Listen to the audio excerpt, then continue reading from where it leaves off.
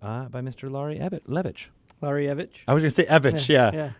Yeah. No, so flip that, Ari Levitch. Yes. Flip that and also reverse it and strike it through. Just flip. Okay. Yeah. We are going to talk about Ravnica because it is a whole new world of lore for Dungeons & Dragons players to explore due to Guildmaster's Guide to Ravnica, which is in game stores right now. It has everything you need to play in the world of Ravnica, which is a plane in the lore of Magic the Gathering. That's right. And you worked on some of that lore on the Magic the Gathering side of things before you joined the D&T team, right? That is also right. Sweet. Yeah. And we've gone through a few of the guilds on this here Lore You Should Know segment, and we're going to jump into the last two, which is the Orzhov Yes. Syndicate and House Dimir. But these are all been paired a little bit. Yeah, but before I jump into that, I just want to also point out that, so it was my birthday yesterday. Happy birthday. Thank you. I wasn't just fishing for that, but I do want to point out that it was it was like the best gift ever to be able to go into a game store and just see this in the wild. So it was pretty cool. So I just want to point that out, that I had the best birthday ever. That is pretty much the best birthday. And it is, kind of a Band-Aid for your loss of the Los Angeles Dodgers losing to the Boston Red Sox. I don't want to talk about that. I could leave right now.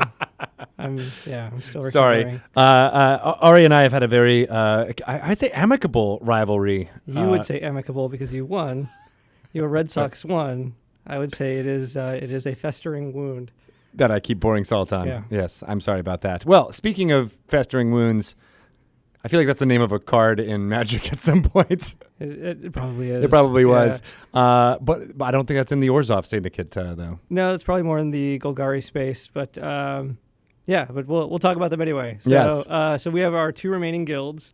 And again, the model that I've been or the structure that I'm using to kind of decide which guilds to talk about is basically kind of a principle around which two guilds might kind of see things a little differently. And this one, the last remaining one, is this concept of leverage. And our two guilds, the Orzhov and the Damir, use leverage or use different ways to kind of exert leverage to get power.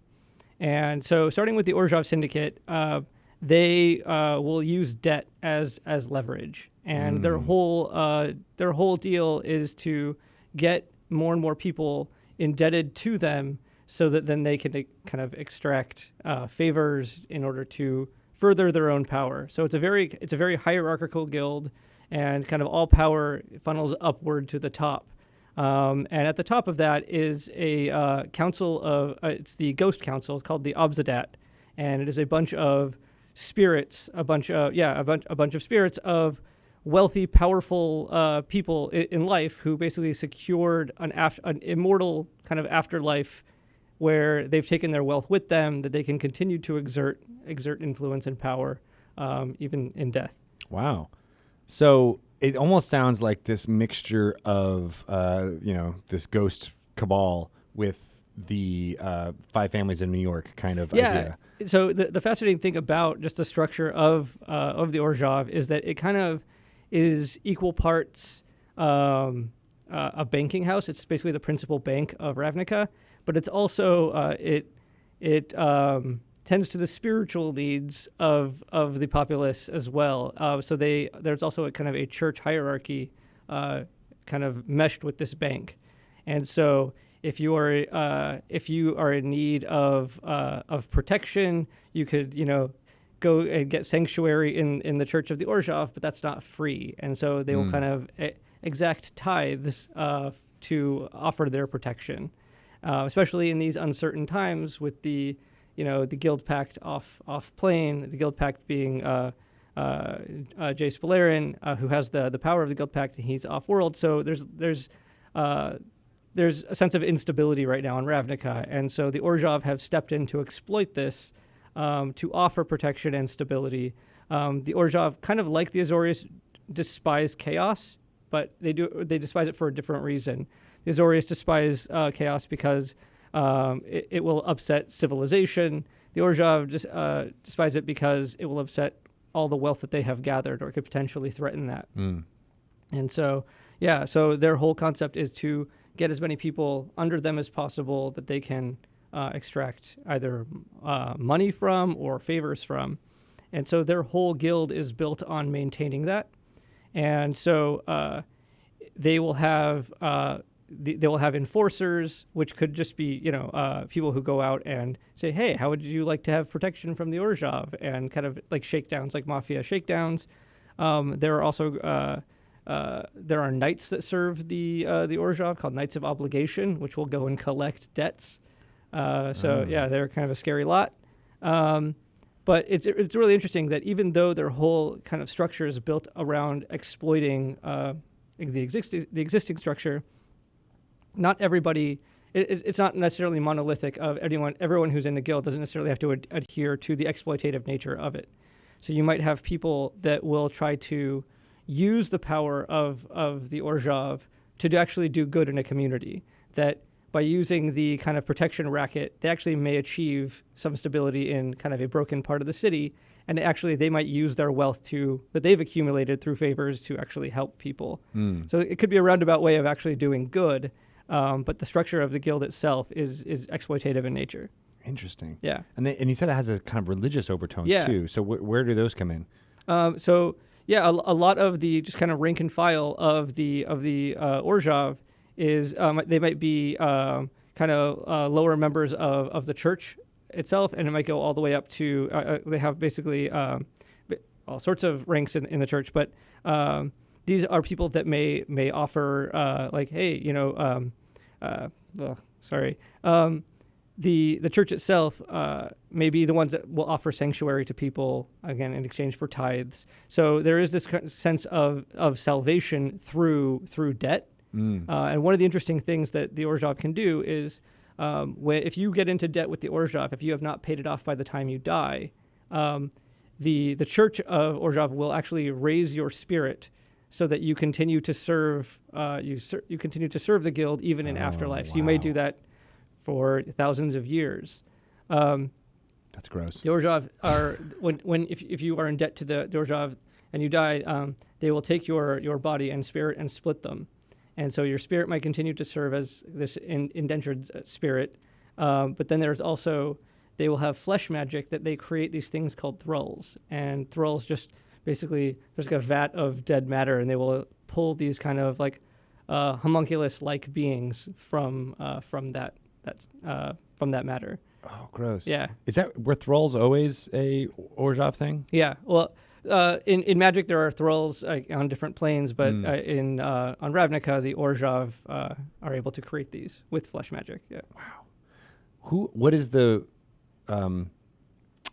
god or goddess that Orzhov worships? When you say the church, what does that mean? Yeah, it's kind of the joke that there isn't really a god. It's kind of empty in that way of being a true spiritual entity. That's not to say that individuals can't find spirituality either in doing good deeds or in accumulating wealth.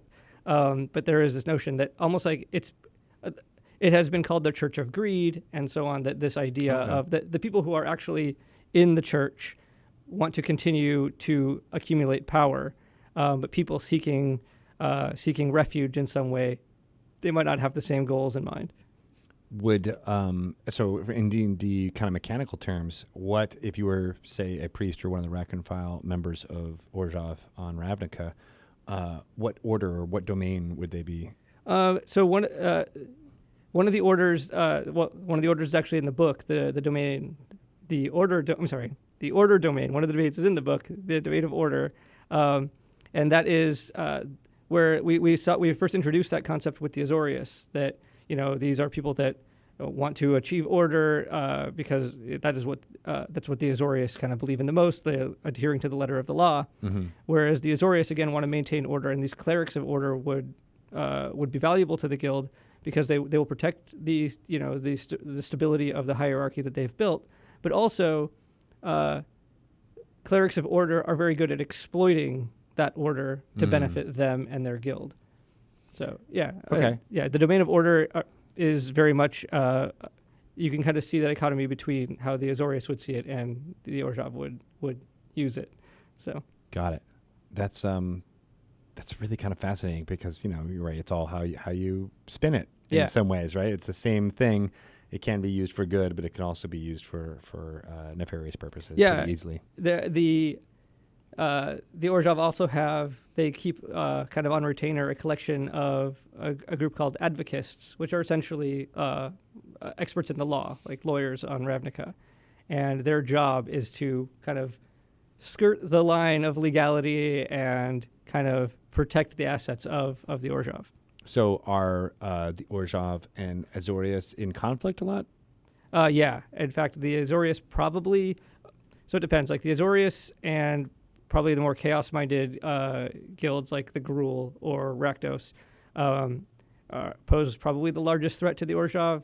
The Azorius can find legal ways to kind of seize assets or kind of shut down their activities, whereas the more chaos-minded guilds would actually just kind of wreck what they have or could wreck what they have. Right. Fascinating. So you mentioned this kind of like service through undeath. Is there any way to, get rid of that? Throw off those chains? You got to strike a deal. Yeah. How do you do that? Yeah. So once you're in debt to the Orzhov, I think that's the story, right? Like that is your kind of your mafia story, and that's one of the ways that you could have an Orzhov villain in your campaign is kind of getting in too deep with them, right? Like whether you go to them through desperation or you have to serve, you have to kind of pay back something that maybe an ancestor actually, might have gotten in debt with them, and now like, oh, they're, they're calling it a debt, and it happens to be you or something you have to do, and so that's kind of the fun part of how do you get out of that? Do you make a deal with maybe another member of an Orzhov who's a rival of this person?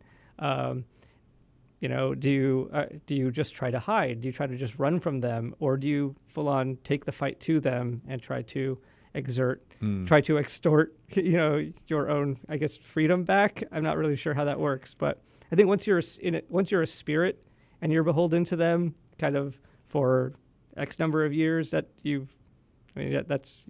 probably too late for you. Is that how it works though? You're like, okay, you have 1,000 years of undead servitude ahead of you. Yeah, that's exactly how it would work. Oh, wow. Yeah. So yeah, I mean, you're right. There's tons of hooks that can immediately come to mind. That's right. An immediate family member is just passed away and is going to, be looking at this millennia of service ahead of them, and what do you do to save them? And I could see there being great scenes between the player character and their ghost, father or something like that. Or imagine an older ancestor who's done, 500 years of service. Right. Like, I can't do more. And they're pleading with you to make a deal with the Orzhov to release them. Yeah. You could have very, very kind of personal stories, or you could play a straight up kind of mafia story. Yeah, this is going to happen. Yep. No matter what you do, right? That type of thing. All right. So this council. What's the name of the council? The Obzedat Ghost Council. Nice. Yeah. I like the Ghost Council. That's a really kind of cool idea. That's my new punk band name. Is there a leader in that group, or is that the leader of this clan? There's kind of a de facto leader, a guy named Karlov. But once you achieve the status of joining this council, you are among like the elite of the elite. And again, one of the goals of pretty much every Orzhov member is to go higher and higher in that hierarchy. Yeah. Do you have to kill who's ever higher? Is there like a fixed number of folks that are at each tier? Not necessarily. Okay. Not necessarily. It's more about the influence that you can wield. So if more people owe you, then that power would be acknowledged in the guild. Yeah.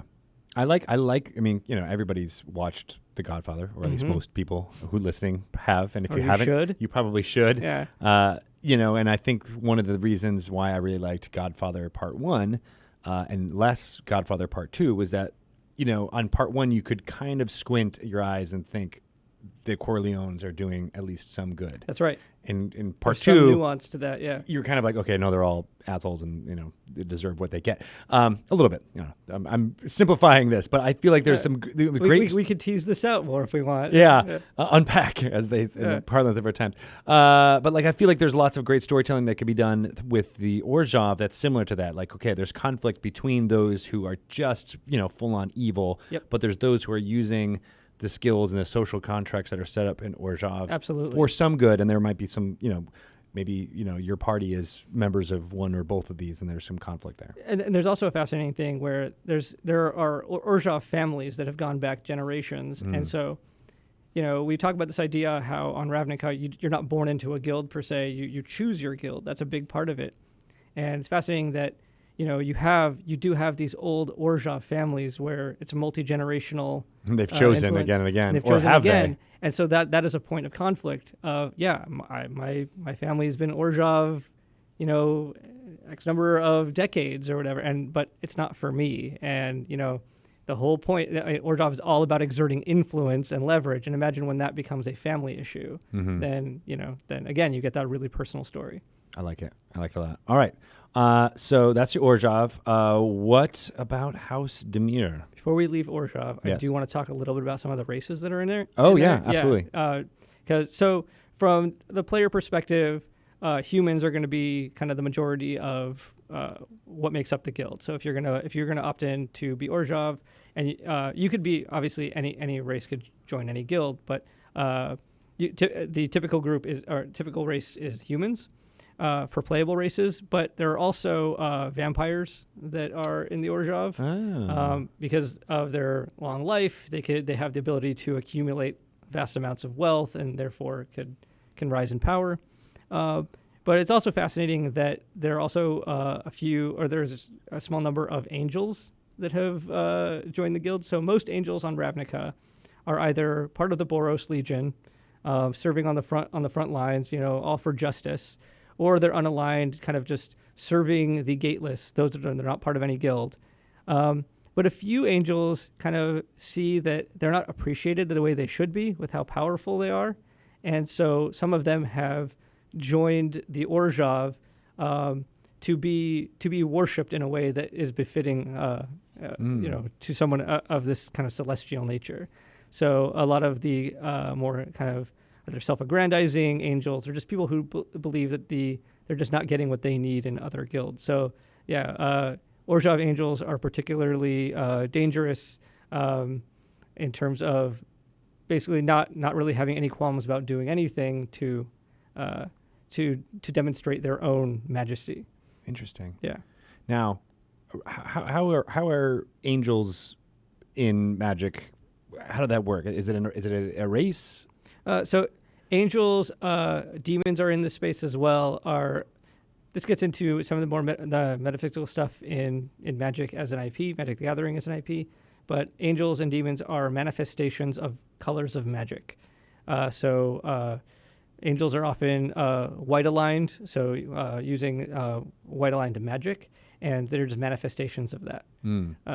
That all powerful mana, but they don't procreate as other races do. They just are embodiments of justice or valor. That's right. That's right. Yeah. Okay. All right. Well, that's interesting. Yeah. So, in that case, are those angels embodiments of greed in some way, or are they just? Yeah, as you were describing. It's an interesting question. That's something to explore. What would drive an angel to do? To join the Orzhov.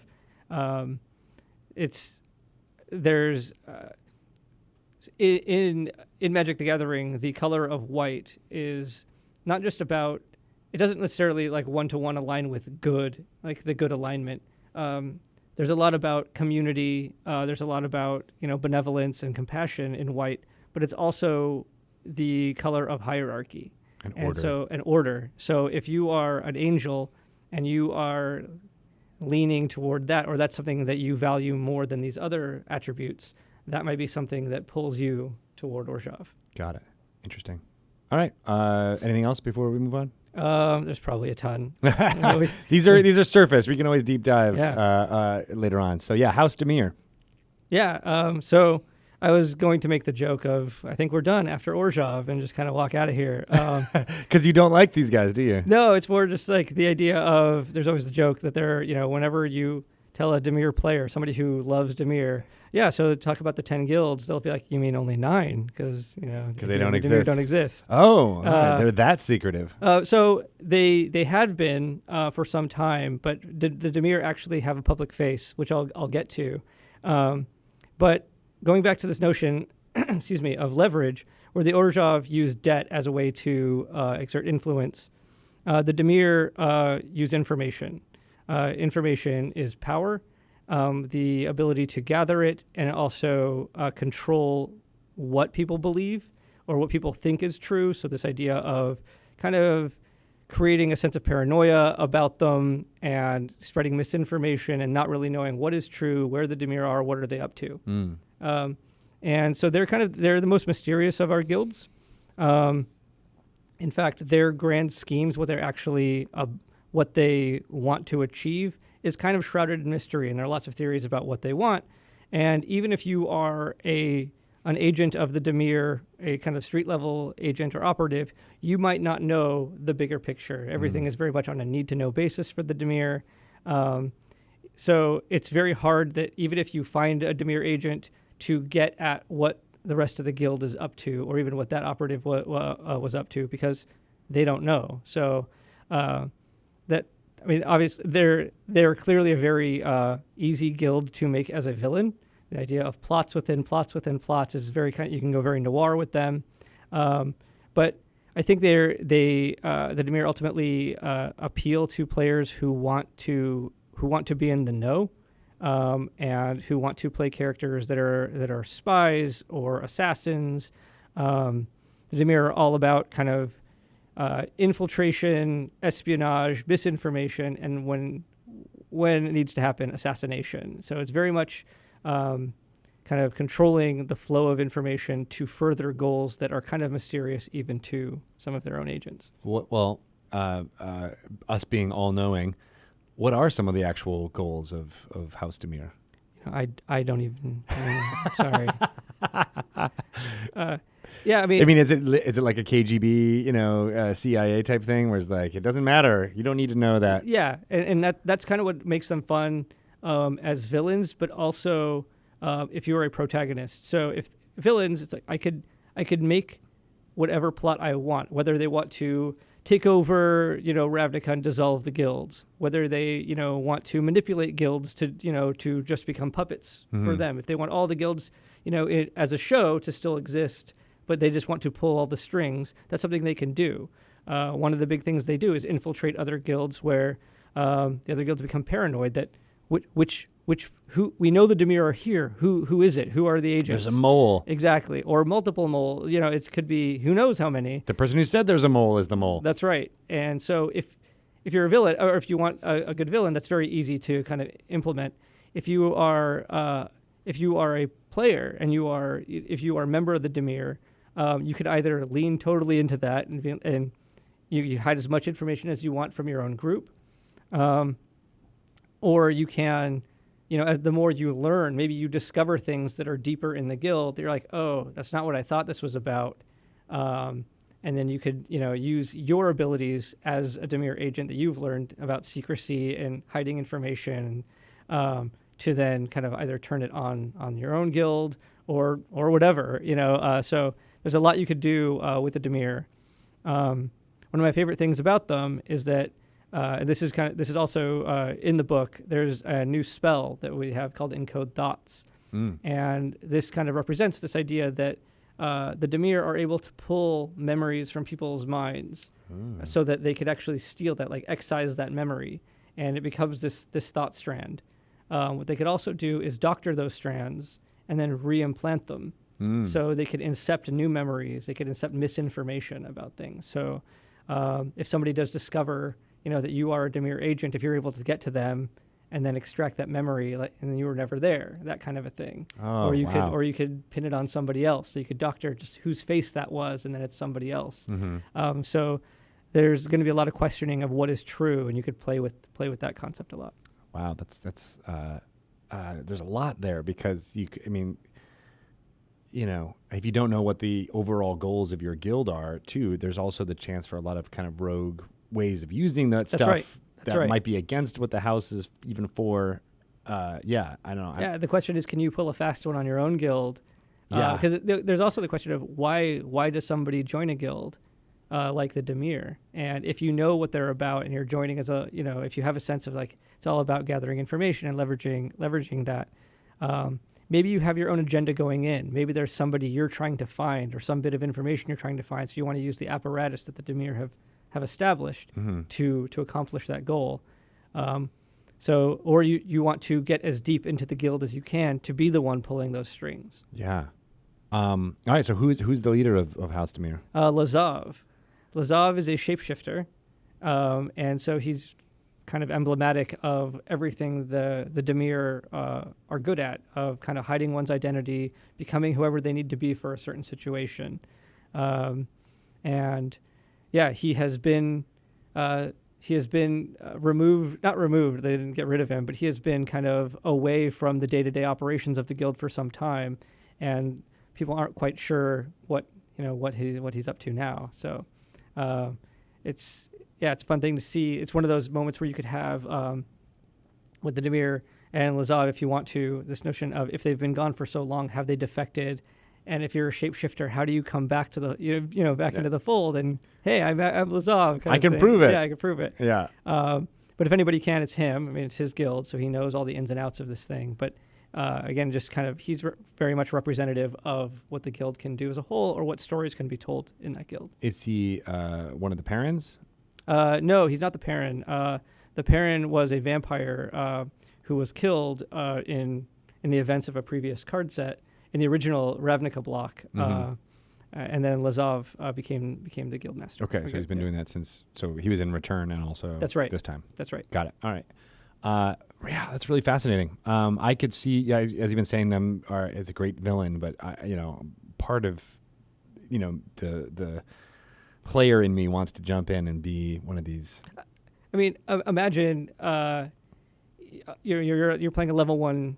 You're playing at level 1, and you encounter a librarian, or you encounter the shopkeeper, or the barkeep, and that could be Lazov. Like if you're a DM and you want to start interactions early, and maybe Lazov enters with the players' lives at different points along the campaign until it's revealed that this was that person all along. So you could do really fun things with introducing a character like Lazov early on. Yeah. And I don't suggest fighting him early on, especially. So he's quite powerful. Yeah. As all the guild masters. Is he that type of personality where he would want to interact with low-level guild members to bring them, like, is it a flat organization, or is it hierarchical? Like, it's hierarchical in terms of how much you know. That's kind of how it works. So if I'm at the kind of lowest levels of the Dimir, I actually may be part of its public face. And the public face of the Dimir are couriers and librarians, information brokers, those are the types of things. Maybe even like a private eye, maybe actually have connections to the Dimir. But as deeper you go, the more you know about kind of larger plots and schemes. Neat.